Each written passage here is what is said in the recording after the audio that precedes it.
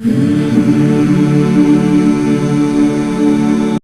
बच्चों, आज हम आपको दूसरे टाइप का क्वेश्चन सॉल्व कराएंगे। तो दूसरे टाइप का क्वेश्चन समझने से पहले कुछ चीज़ें समझ लीजिए।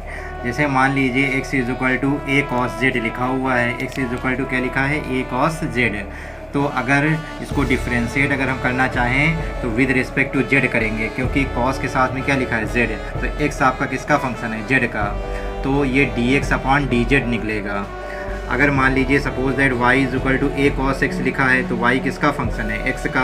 यानी यहाँ पर विद डिफ्रेंसिएशन जो होगा विद रिस्पेक्ट टू x, यानी इसमें D Y upon D X निकलेगा।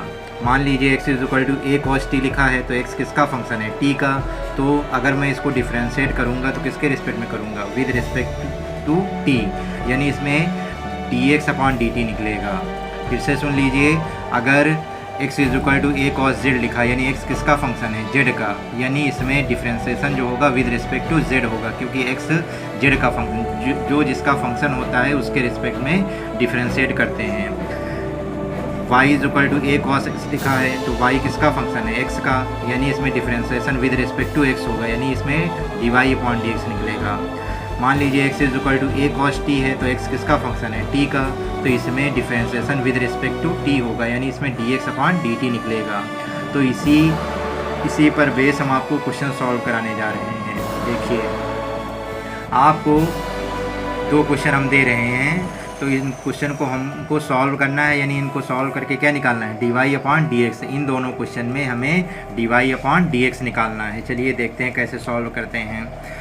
और यहाँ पर ए बी आपके कांस्टेंट है, यानी नंबर हैं, और टी आपका क्या है? वेरिएबल। क्वेश्चन में दिया होगा ए बी आपके नंबर हैं और टी आपका क्या है? वेरिएबल। चलिए, given that x is equal to A cos T दिया है, तो x किसका फंक्शन है? t का। तो इसमें डिफ्रेंसिएशन हम किसके रिस्पेक्ट में करेंगे? t के रिस्पेक्ट में। तो इसीलिए मैंने लिखा है differentiation with respect to t, जो जिसका फंक्शन होता है उसके रिस्पेक्ट में डिफ्रेंशिएट करते हैं। क्योंकि x आपका t का फंक्शन है, इसीलिए मैंने इसको किसके रिस्पेक्ट में डिफ्रेंशिएट किया? t के रिस्पेक्ट में, यानी differentiating with respect to t, यानी d अपॉन डी टी इधर लिख दिया, d अपॉन डी टी इधर लिख दिया। अब ये a नंबर है, बाहर हो जाएगा, यानी d upon D T cos T का डिफ्रेंसिएशन माइनस का साइन t। तो आपने देखा D X upon D T की वैल्यू क्या आ गई? Minus A sine t।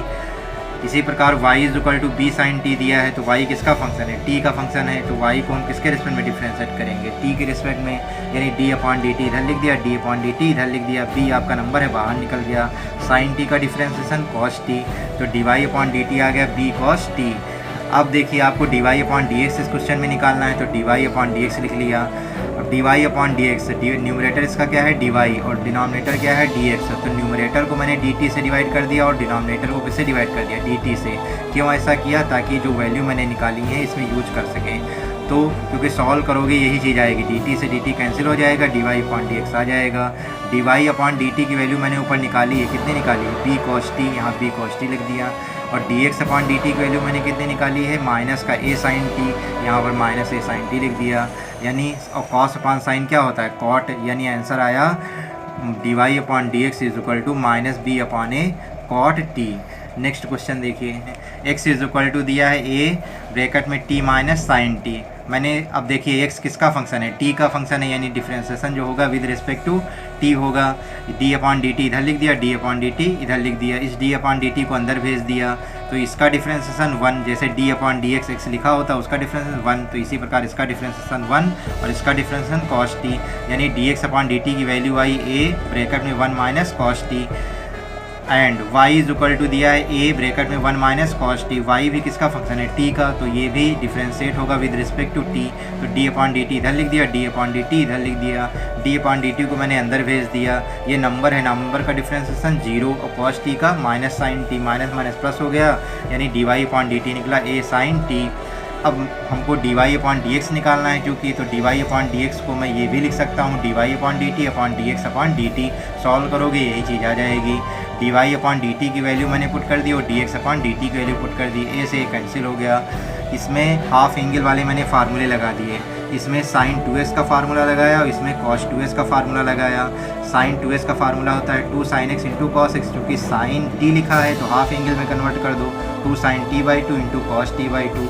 इसी प्रकार इसमें भी cos 2x का हाफ एंगल वाला फार्मूला लगा दो 1 माइनस 2 साइन स्क्वायर t/2 और सॉल्व कर लीजिए तो कितना आया cos t/2 अपान साइन t/2 और cos अपान साइन क्या होता है cot t/2 यानी dy/dx जो सॉल्व करोगे तो आंसर कितना आएगा cot t/2।